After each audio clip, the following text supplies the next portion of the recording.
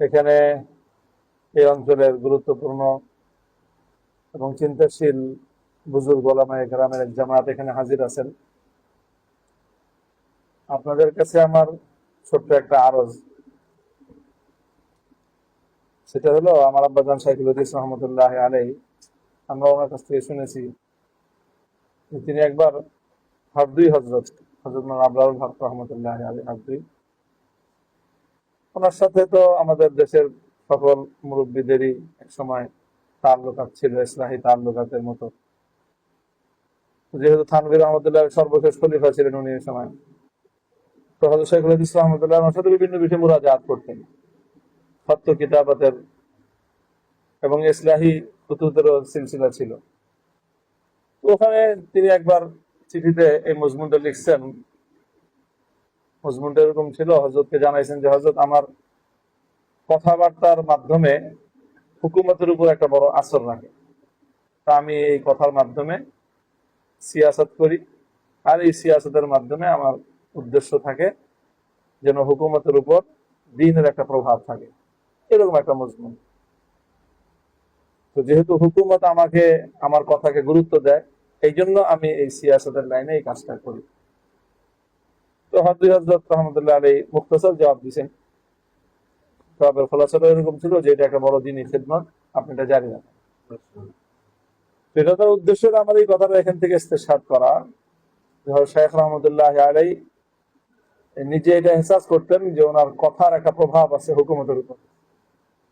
প্রভাবের সবচেয়ে বড় জায়গাটা ছিল এটাই যে রাষ্ট্র এবং হুকুমত, সরকাররা মনে করতো যে শাইখুল হাদিস যদি কোনো একটা কথা বলে, তাহলে সেই কথা থেকে ওনাকে কোনোভাবে সরানো সম্ভব না, কোনো প্রলোভন দিয়ে, কোনো ভয়ভীতি দিয়ে ওনাকে সরানো সম্ভব না।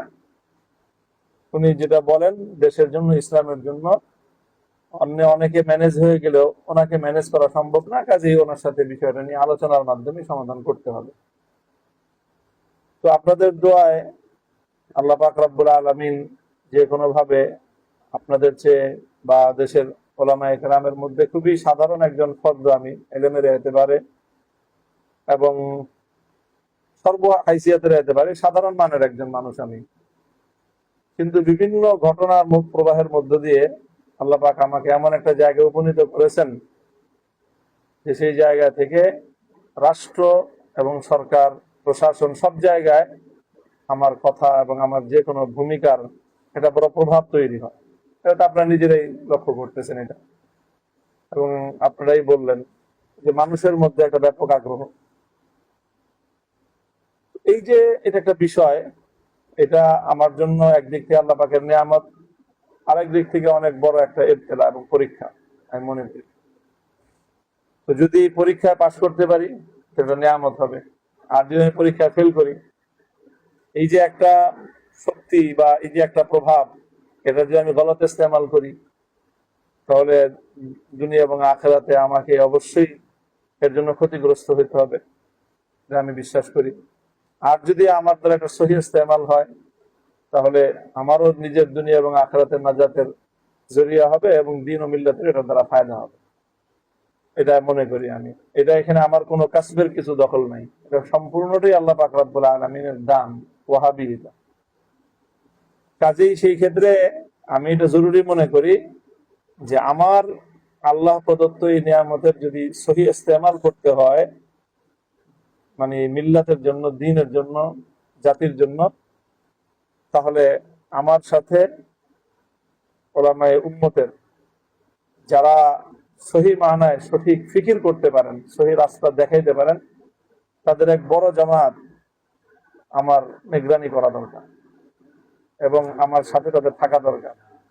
ওনারা যদি থাকেন সকলের মশওয়ারার ভিত্তিতে, তাহলে একটা ইজতিমাই কুওয়াত, সেই সাথে আমার শায়েখের নিসবতে হোক, বিভিন্ন মাধ্যমে আল্লাহ পাক রব্বুল আলামিন যে একটা শক্তি সামর্থ্য দিয়েছেন, এটা সহি ইস্তেমাল হবে, এটা আমি মনে করি। এটা অনেকটা ওরকমই আসসাইফু বিসসাইদ লা সাইদু বিসসাইদ।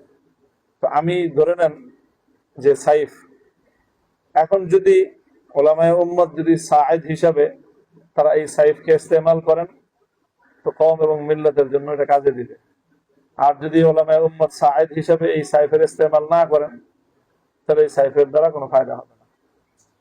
এই জন্য আমি সমস্ত ওলামায়ে কেরামের কাছে এটা আমার দিল থেকে গুজারিশ যে আপনারা আমাদের এই দ্বীনি সিয়াসি কার্যক্রমটাকে আপনারা নিজেদের কাজ হিসেবে গ্রহণ করেন। আমরা একসাথে, আপনারা দেখেন আমাদের ব্যাপারে দূর থেকে অনেক ধরনের সংবাদ আসে যে আমরা শুনি না, কারো কথা মানি না, এরকম অনেক আফওয়াহ আছে। কিন্তু আমি অত্যন্ত আস্থার সাথে এই কথা বলতে পারি যে যারা আমাদের সাথে ঘনিষ্ঠভাবে কাজ করতেছেন তারা কেউ আমাদের ব্যাপারে শেখায়ত করতে পারবে না যে আমরা মশওয়ারার বাইরে কোনো কাজ করি। আলহামদুলিল্লাহ, এই আস্থা এবং এই আত্মবিশ্বাস আমার আছে যে আমরা মশওয়ারার বাইরে কোনো কদম ফেলি না। কাজেই উলামায়ে কেরাম যত বেশি আমাদের এই মশওয়ারার দায়রার মধ্যে আসবেন, তত বেশি আমাদের এই মশওয়ারাটাও মজবুত হবে এবং কওম এবং মিল্লাতের স্বার্থে আমাদের এই রাজনৈতিক প্রভাবটা ইনশাআল্লাহ কাজে দিবে।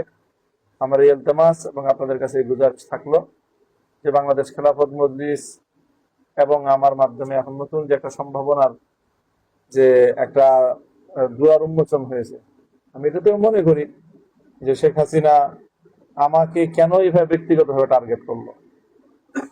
নিকট অতীতে এরকম প্রতাপশালী কোনো শাসক অন্য কোনো ব্যক্তির ব্যাপারে এইভাবে আক্রমণাত্মক হয়েছে আমি এটা দেখি নাই, যেটা সে আমার ব্যাপারে ব্যক্তিগতভাবে হয়ে গেছে। তো সেখান থেকেও আমি মনে করি যে অবশ্যই এখানে আমার মধ্যে কোনো বিষয় আছে যেটা তার জন্য হুমকির কারণ, নাহলে তো সেরকম ক্ষিপ্ত হওয়ার কথা না আমার উপরে। সে ব্যক্তিগতভাবে ক্ষিপ্ত ছিল। আমার যখন কারাগারে আমি গেলাম, তো সব জায়গা থেকে তো সবাই চেষ্টা করছে, এটা তো জাহের কথা, যাদের সাথে রাজনৈতিক ইখতিলাফ আছে তারাও কিন্তু ভিতরে ভিতরে চেষ্টা করছেন। আমাদের ওলামাদের মধ্যে এতটুকু খামদর্দিতা আছে যে রাজনৈতিক বিরোধ থাকলেও কেউ বিপদে পড়লে সবাই যার যার জায়গা থেকে চেষ্টা করে। তো আমার বিপদটা তো ভয়াবহ বিপদ ছিল। এই জন্য যারা আমাদের রাজনৈতিক হয়ে মুখালিফিন তারাও হামদর্দ হয়ে, কেউ জানে কেউ জানে না, কেউ পর্দার বাইরে, অনেকেই পর্দার অন্তরালে চেষ্টা করছেন আমার জন্য যে কোনোভাবে আমাকে এই বিপদ থেকে উদ্ধার করা যায় কিনা।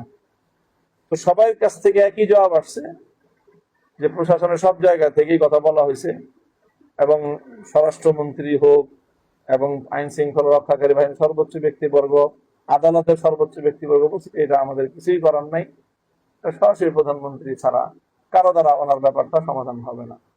এই খবরটা মুতাওয়াতির।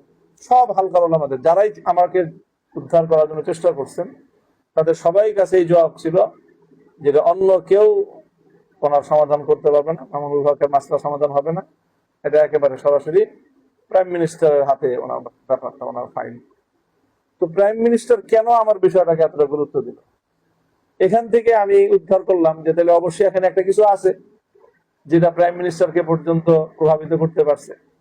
কাজে সেখান থেকে আমি আপনাদের কাছে নিজেকে পেশ করতেছি যে আপনারা দেখেন কি আছে যেটা প্রাইম মিনিস্টারকে প্রভাবিত করতে পারে, সেটা আপনারা কাজে লাগান, দিনের কাজে লাগান, দেশের কাজে লাগান। সেটা যেন আমার ব্যক্তির স্বার্থের জন্য ব্যবহৃত না হয়, আমার দলীয় স্বার্থের জন্য ব্যবহৃত না হয়, সেটা যেন দ্বীন এবং মিল্লাতের স্বার্থে ব্যবহার হয়।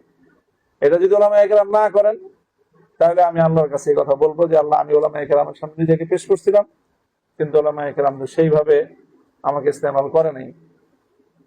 আল্লাহ আপনাদেরকে আমার সরপরস্তি করার এবং আমাদেরকে তাআউন করার তৌফিক দান করেন, এবং দ্বীন এবং মিল্লাতের স্বার্থেই যেন আমরা আমাদের সকল কার্যক্রম পরিচালনা করতে পারি। আল্লাহ আমাদেরকে সেই হিদায়াত এবং সেই রাহনুমাই এবং সেই তৌফিক দান করেন।